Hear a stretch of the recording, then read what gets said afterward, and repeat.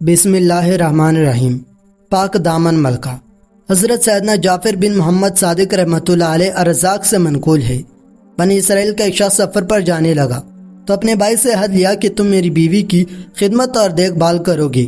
اس نے اقرار کر لیا اور یقین دہانی کراتے ہوئے کہا، بھائی جان آپ بے فکر ہو کر سفر پر جائیں، آپ کو کسی قسم کی کوئی شکایت نہ ہوگی، میں ہر طرح سے آپ کی زوجہ کا خیال رکھوں گا۔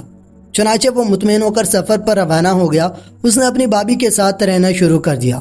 اس کے حسن و جمال نے اس کی آنکھ پر غفلت کا پردہ ڈال دیا اور وہ اپنی بھابھی پر عاشق ہو گیا اور اپنے بھائی سے کیے ہوئے عہد کو توڑ کر اس کی بیوی کو اپنے ارادے سے آگاہ کرتے ہوئے گناہ کی دعوت دی۔ عورت پاک دامن و باحیا تھی، اس نے انکار کر دیا۔ جب بدبخت و خائن دیور اپنی کوشش میں ناکام ہونے لگا تو دھمکی دیتے ہوئے کہا، اگر تم نے میری بات نہ مانی تو میں تمہیں ہلاک کر دوں گا۔ عورت نے کہا، خدا عز و جل کی قسم، میں تمہاری گناہ بھری دعوت ہرگز قبول نہ کروں گی، تم جو چاہے کر لو۔ پاک باز عورت کی ایمان افروز اور جرائت مندانہ انداز کو دیکھ کر وہ خاموش ہو گیا۔ جب اس کا بھائی سفر سے واپس آ گیا تو کہا، میرے بھائی تم جانتے ہو تمہاری بیوی نے تمہارے جانے کے بعد کیا گل کھلایا؟ سنو، وہ مجھے بدکاری کی دعوت دیا کرتی تھی۔ توبہ توبہ، وہ تو بڑی بدچلن ہے، اس نے تمہارے جانے کے بعد نہ جانے کیا کیا برے کام کیے ہیں۔ بھائی کی یہ باتیں سن کر اسے بہت غصہ آیا۔ اس نے کہا، جانتے ہو تم کیا کہہ رہے ہو؟ کہا، بھائی جان اللہ عز و جل کی قسم، میں بالکل سچ کہہ رہا ہوں، میں نے حقیقت واضح کر دی ہے، اب تمہاری مرضی۔ بھائی کی باتیں سن کر اس کے دل میں یہ بات جم گئی کہ واقعی میری بیوی نے خیانت کی ہے۔ غم و غصے کی وجہ سے اس نے اپنی بیوی سے بات چیت بالکل بند کر دی۔ بالآخر ایک رات موقع پا کر اپنی پاک باز بیوی کو تلوار کے در پہ وار کر کے شدید زخمی کر دیا۔ جب یقین ہو گیا کہ مر چکی ہے تو وہاں سے چلا گیا۔ خدا عز و جل کی قدرت کی شدید زخمی ہونے کے باوجود نیک خاتون ابھی بھی زندہ تھی۔ وہ گرتی پڑتی ایک راہب کی عبادت خانے کے قریب پہنچی۔ اس کی درد بھری آہیں سن کر راہب نے اپنے غلام کو بلایا، دونوں اسے اٹھا کر عبادت خانے میں لے آئے۔ نیک نیت راہب بڑی توجہ سے اس کا علاج کرتا رہا، جس کی وجہ سے وہ بہت جلدی صحت یاب ہو گئی۔ راہب کی زوجہ فوت ہو گئی تھی، اس کا ایک چھوٹا سا بچہ تھا۔ راہب نے عورت سے کہا کہ اب تم ٹھیک ہو گئی ہو، اگر جانا چاہو تو بخوشی چلے جاؤ، اگر یہاں رہنا چاہتی ہو تو تمہاری مرضی۔ عورت نے کہا، میں یہیں رہ کر آپ کی خدمت میں زندگی گزارنا چاہتی ہوں۔ راہب نے اپنا بچہ اس کے حوالے کر دیا۔ نیک و پارسا خاتون بڑی دل جمی سے اس کی پرورش کرنے لگی۔ راہب کا سیاہ فام غلام عورت کے حسن کو دیکھ کر بدنیت ہو گیا اور موقع کی تلاش میں رہنے لگا۔ ایک دن اس نے اپنی نیت بد کا اظہار کرتے ہوئے اس پاک باز و باحیا عورت کو بدکاری کی طرف بلایا اور کہا، بخدا یا تو میری بات مان لے اور میری خواہش پوری کر دے، ورنہ میں تجھے ہلاک کر دوں گا۔ ہووے خدا رکھنے والی نیک عورت نے کہا، میں ہرگز تیری بات نہیں مانوں گی، تجھے جو کرنا ہے کر لے۔ سیاہ فام شخص اپنی ناکامی پر ماتم کرتا ہوا دل میں بوجھ لیے وہاں سے چلا گیا۔ رات کی سیاہی نے جب ہر شے کو ڈھانپ لیا تو سیاہ فام غلام عورت کے پاس آیا۔ بچہ اس کی گود میں رو رہا تھا اور اسے بہلا رہی تھی۔ ظالم و وحشت پرست سیاہ فام غلام نے تیز چھری سے بچے کا گلا کاٹ دیا۔ چند ہی لمحوں میں اس نے تڑپ تڑپ کر کے جان دے دی۔ غلام دوڑ کر راہب کے پاس گیا اور کہا، حضور کیا آپ جانتے ہیں کہ آپ کی اس مہمان خبیث عورت نے کیا کارنامہ کیا ہے؟ کیا آپ کو معلوم ہے کہ اس نے آپ کے ننھے منھے بچے کے ساتھ کیا سلوک کیا ہے؟ آپ نے اس کے ساتھ احسان کیا، لیکن اس نے آپ کے بچے کے ساتھ بہت ہی برا سلوک کیا۔ ہائے ہائے، کیسی ظالم عورت ہے۔ راہب غلام کی باتیں سن کر بہت متعجب ہوا اور پریشان ہو کر کہا، تیرا ناز ہو بتا تو صحیح، اس نے میرے بچے کے ساتھ کیا ظلم کیا ہے؟ کہا، حضور اس نے آپ کے لاڈلے بچے کو ذبح کر ڈالا ہے، اگر یقین نہیں آتا تو چل کر خود اپنی آنکھوں سے دیکھ لے۔ راہب دوڑتا ہوا وہاں پہنچا تو دیکھا کہ واقعی بچے کا گلا کٹا ہوا ہے اور اس کا جسم خون میں لت پت ہے۔ راہب نے عورت سے پوچھا، میرے بچے کو کیا ہوا؟ کہا، میں نے اس کے ساتھ کچھ نہیں کیا، بلکہ آپ کے غلام نے مجھے گناہ کی دعوت دی۔ جب میں نے انکار کیا تو فوراً اس نے اس بچے کو قتل کر دیا۔ میں اس معاملے میں بالکل بے قصور ہوں۔ راہب نے کہا، اے اللہ عز و جل کی بندی، تو نے اپنے معاملے میں مجھے شک میں مبتلا کر دیا۔ اب میں نہیں چاہتا کہ تم میرے ساتھ رہے۔ یہ 50 دینار لے جاؤ اور جہاں تیرا جی چاہے چلی جا، یہ دینار تیری ضروریات میں کام آئیں گے۔ عورت نے 50 دینار لیا اور اللہ عز و جل کی رحمت سے امید لگائے غیر مطمئن منزل کی طرف چل دی۔ ایک بستی کے قریب سے گزر ہوا تو دیکھا کہ مجمع لگا ہوا ہے اور ایک شخص کو پھانسی دینے کے لیے لایا جا رہا ہے۔ بستی کا سردار بھی وہیں موجود تھا۔ عورت سردار کے پاس گئی اور کہا کہ ایسا کیا ہو سکتا ہے کہ تم مجھ سے 50 دینار لے لو اور اس شخص کو آزاد کر دو۔ سردار نے کہا، لاؤ رقم میرے حوالے کر دو۔ عورت نے 50 دینار دیے تو سردار نے قیدی کو رہا کر دیا۔ وہ قیدی اس پاک باز صابرہ خاتون کے پاس آیا اور کہا، میری جان بچا کر تو نے جو احسان کیا، آج تک کسی نے مجھ پر ایسا احسان نہیں کیا۔ اب میں تیری خدمت کروں گا یہاں تک کہ موت ہمارے میدان جدائی کر دے۔ چنانچہ وہ شخص اس عورت کو لے کر ساحل سمندر پہنچا۔ کشتی چلنے کو تھی کہ دونوں کشتی میں سوار ہو گئے۔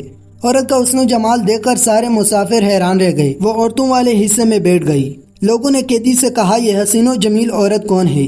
اس بدبخت نے کہا، یہ میری زر خرید لونڈی ہے۔ کشتی میں موجود ایک شخص جو اس عورت کے حسن میں گرفتار ہو چکا تھا، اس نے کہا کہ کیا تم اپنی لونڈی فروخت کرو گی؟ کہا، میں اسے بیچنا نہیں چاہتا کیونکہ وہ مجھ سے بہت زیادہ محبت کرتی ہے۔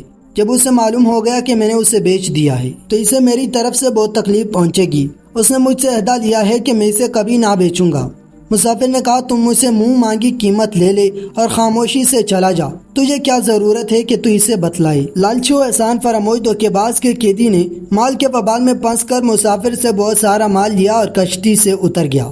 مسافر نے اس خرید و فروخت پر تمام مسافروں کو گواہ بنا لیا۔ عورت چونکہ مستورات والے حصے میں تھی، اس معاملے سے بے خبر رہی۔ جب مسافر کو یقین ہو گیا کہ اس کا مالک جا چکا ہے، اب واپس نہیں آ سکتا، تب وہ عورت کے پاس آیا اور کہا کہ آج سے تم میری ملکیت میں ہو اور میں نے تمہیں خرید لیا ہے۔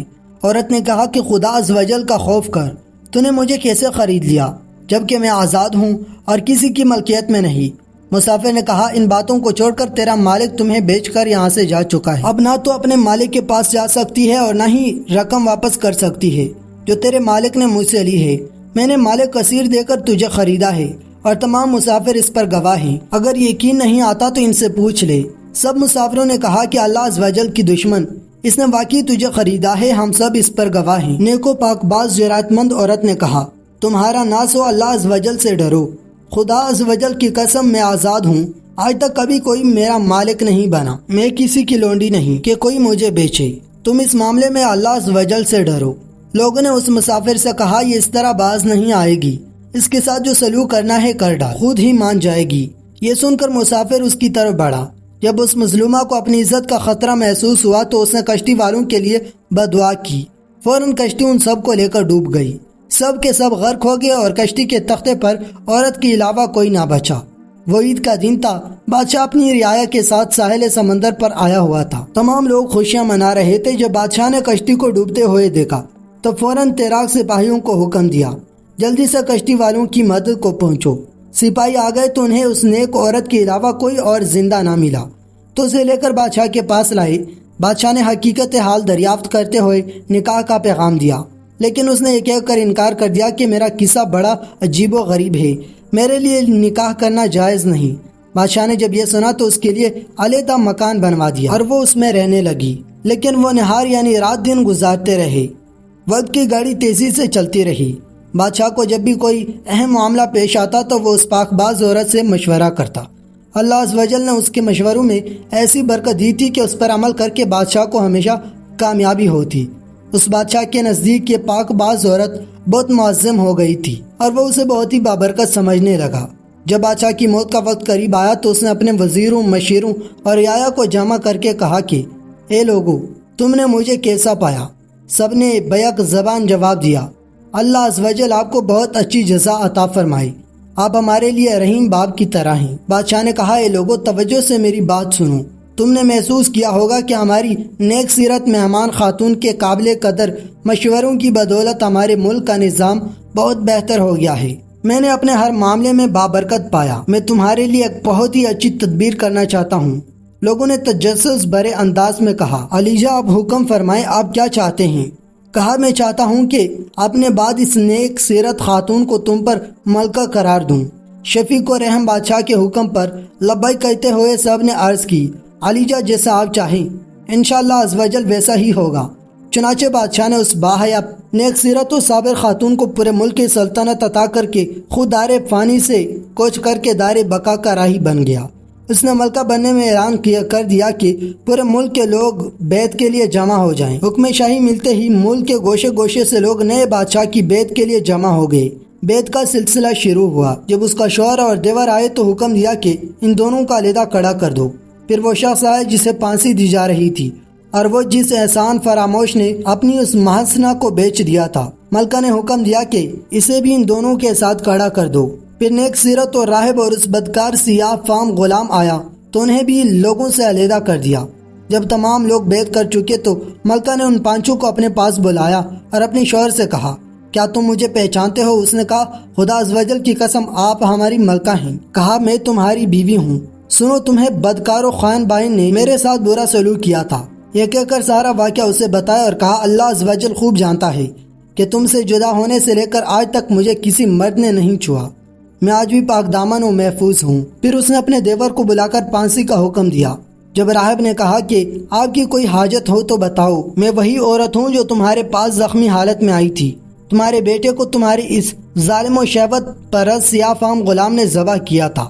پھر غلام کو بلوا کر اسے بھی قتل کروا دیا۔ اب اس شخص کی باری آئی جسے پھانسی دی جا رہی تھی اور ملکہ نے اسے بچایا تھا۔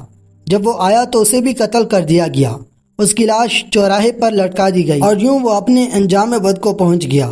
بحیا و پاک دامن خاتون نے ہر آن اپنی عزت کی حفاظت کی، احکام خداوندی عزوجل کو پیش نظر رکھا اور صبر و استقامت سے کام لیا۔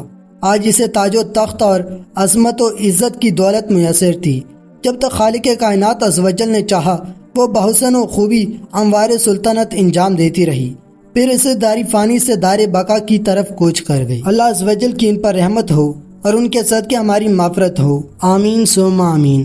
میٹھے میٹھے اسلامی بھائیو، اس سبق آموز حکایات کے اندر عبرت کے بے شمار مدنی پھول ہیں۔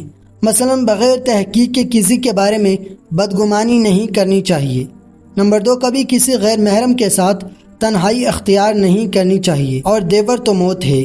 نمبر 3، نیک لوگ مال و دولت دے کر بھی دوسروں کو مصیبتوں اور آفتوں سے بچانے کی کوشش کرتے ہیں۔ نمبر 4، دولت کا حرص اپنے محسنوں کا بھول جاتا ہے اور اس کے ساتھ ایسا سلوک کر گزرتا ہے جو کسی طرح بھی روا و جائز نہیں۔ نمبر 5، بلا تحقیق کسی پر کوئی حکم نہیں لگانا چاہیے۔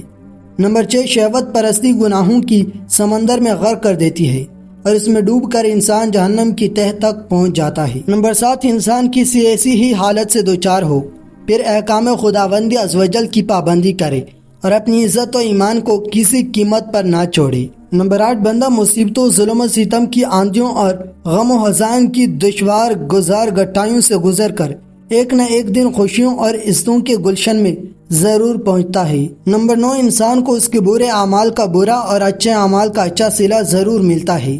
جو ہر حال میں اللہ عزوجل اور حضرت محمد صلی اللہ علیہ وآلہ وسلم کے احکام کی پابندی کرتا ہے، وہ کبھی ناکام نہیں ہوتا۔